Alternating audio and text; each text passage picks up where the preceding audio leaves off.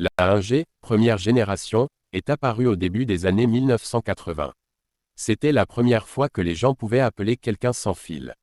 Elle a été créée parce qu'à cette époque, les téléphones étaient encore reliés par des câbles, ce qui signifiait que l'on ne pouvait passer des appels que depuis certains endroits, comme la maison ou le bureau. Les appels téléphoniques étaient donc peu pratiques. C'est pour cette raison que le réseau mobile 1G a été développé, permettant aux utilisateurs de passer des appels sans fil.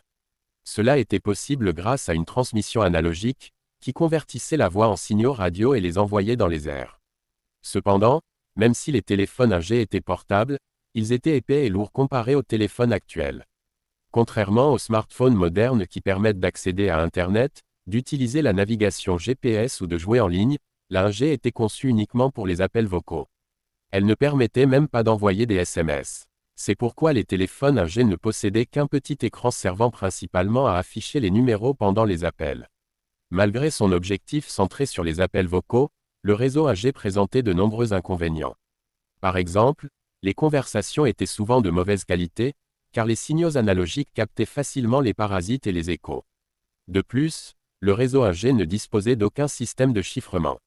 Ainsi, une personne équipée d'un scanner radio pouvait intercepter la fréquence de votre téléphone et écouter vos conversations sans que vous le sachiez. Un autre problème concernait l'autonomie, il était souvent impossible de parler plus de 20 à 30 minutes avant que la batterie ne soit déchargée. En effet, la technologie analogique devait continuellement convertir la voix en signaux radio et les transmettre, ce qui consommait énormément d'énergie. Finalement, en raison de toutes ces limites, le réseau 2G a été développé pour remplacer la 1G. La 2G, deuxième génération, est apparue au début des années 1990. C'est à cette époque que les réseaux mobiles sont passés de la transmission analogique à la transmission numérique. Au lieu d'envoyer la voix sous forme d'ondes radio comme la 1G, la 2G convertissait la voix en données numériques, offrant ainsi une qualité sonore bien meilleure et une sécurité renforcée contre les écoutes clandestines. Grâce à cette technologie numérique, les téléphones pouvaient enfin envoyer des SMS. Cette nouveauté était très appréciée, car elle permettait de communiquer rapidement sans avoir à passer un appel. La 2G a également introduit les premières données mobiles. La première version utilisait la technologie GSM, dont la vitesse atteignait environ 14,4 kbps par seconde, ce qui était extrêmement lent et insuffisant pour naviguer réellement sur Internet. Par la suite, le GSM a été amélioré avec le GPRS, 2,5G, qui augmentait la vitesse jusqu'à environ 80 kbps par seconde. Ensuite est arrivée la technologie Edge, 2,75G, permettant d'atteindre jusqu'à 200 kbps par seconde.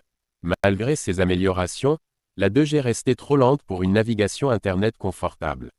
De plus, elle souffrait d'une latence élevée, lorsqu'on cliquait sur un lien, la réponse prenait du temps à arriver. Pour compliquer les choses, les adresses des sites web devaient être saisies manuellement, lettre par lettre. Avec la popularité croissante d'Internet, la 2G est rapidement devenue insuffisante. C'est pourquoi elle a été remplacée par la 3G. La 3G, troisième génération, est apparue au début des années 2000. C'est le premier réseau mobile véritablement conçu pour l'utilisation d'Internet. Contrairement à la 2G, principalement destinée aux appels et aux SMS, la 3G permettait déjà de consulter ses emails, naviguer sur le web et utiliser les premiers réseaux sociaux. Cela était possible grâce à une vitesse de transmission pouvant atteindre environ 384 kbps par seconde, nettement supérieure à celle de la 2G. Par la suite, la 3G a évolué vers le HSPA, puis le HSPA+, également appelé 3,5G et 3,75G. Grâce à ces améliorations, les vitesses pouvaient atteindre 5 à 10 mégabits par seconde, ce qui suffisait pour regarder les premières vidéos sur YouTube ou effectuer des appels vidéo de bas. Cependant, même avec ces progrès, la vitesse de la 3G restait souvent instable, surtout lorsque de nombreux utilisateurs étaient connectés en même temps.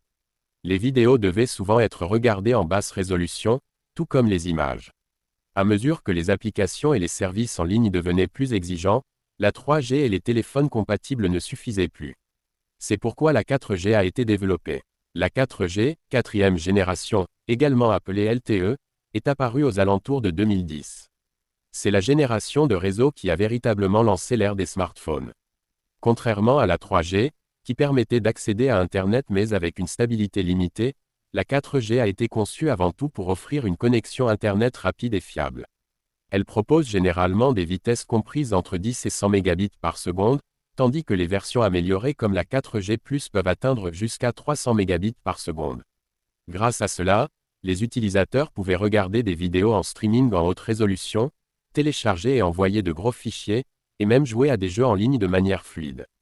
Si vous observez le design des téléphones 4G par rapport aux générations précédentes, vous remarquerez que la plupart des téléphones 4G utilisent un grand écran tactile au lieu de nombreux boutons physiques.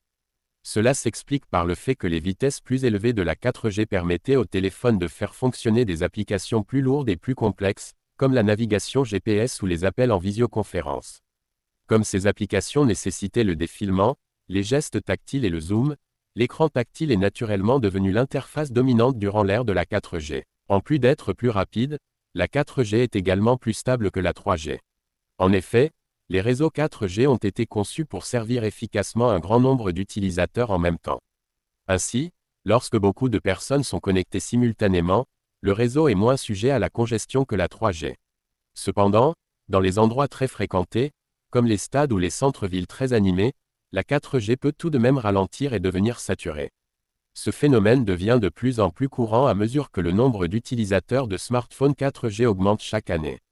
C'est pourquoi la 5G a ensuite été développée. La 5G, 5e génération. La 5G est apparue en 2020 et équipe aujourd'hui la plupart des smartphones de milieu et de haut de gamme. Sa vitesse peut atteindre plusieurs centaines de mégabits par seconde, voire dépasser 1 gigabit par seconde.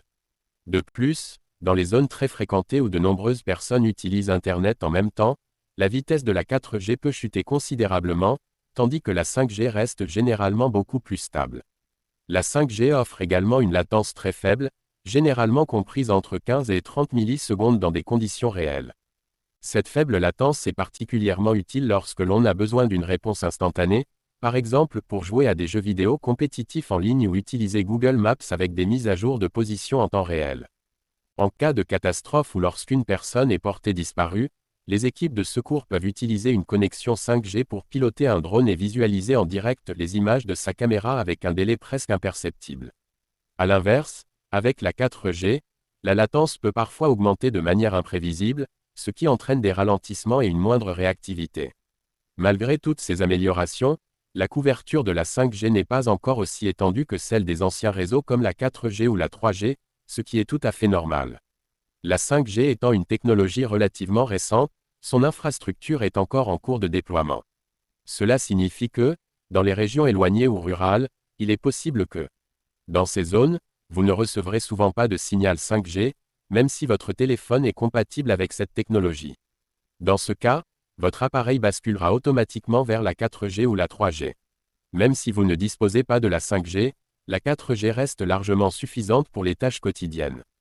Pour la plupart des utilisateurs qui regardent des vidéos, consultent les réseaux sociaux, envoient des messages ou naviguent sur Internet, ces activités ne nécessitent pas des vitesses extrêmement élevées. La 6G. La 6G est la prochaine génération de réseaux mobiles après la 5G.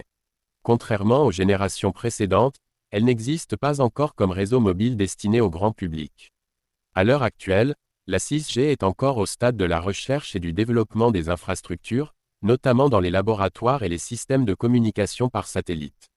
Aujourd'hui, les principaux utilisateurs de la 6G sont donc les équipes de recherche, les grandes entreprises technologiques et les gouvernements.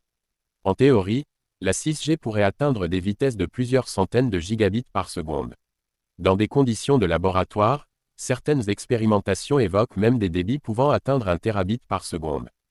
Il est également prévu que la 6G intègre un système de réseau alimenté par l'intelligence artificielle, IA, capable d'optimiser automatiquement les connexions, de prévoir la demande en trafic et de gérer efficacement les communications entre un très grand nombre d'utilisateurs. Pour cette raison, la 6G ne sera probablement pas destinée uniquement aux applications classiques des smartphones. Elle sera surtout utilisée pour des systèmes à grande échelle, tels que la recherche scientifique, les villes intelligentes, les véhicules autonomes, les réseaux industriels avancés et l'automatisation de nouvelles générations. Si l'on se base sur l'évolution des réseaux mobiles, qui introduisent généralement une nouvelle génération tous les 10 ans environ, la 6G devrait commencer à arriver sur les appareils destinés au grand public aux alentours de 2030. Cela dit, il faut reconnaître qu'avoir la 6G sur son téléphone n'est pas vraiment indispensable aujourd'hui. Même la 5G offre déjà des vitesses très élevées et une latence extrêmement faible. Et pour la majorité des utilisateurs, la 4G reste largement suffisante pour les activités quotidiennes comme consulter les réseaux sociaux, envoyer des messages, écouter de la musique en streaming ou naviguer sur Internet. Même pour des usages plus exigeants, comme les appels vidéo ou le visionnage de longues vidéos sur YouTube, la plupart des gens utilisent tout simplement une connexion Wi-Fi. Au fait, j'ai également réalisé d'autres vidéos très intéressantes. Alors, n'oubliez pas d'aller les regarder plus tard, d'accord.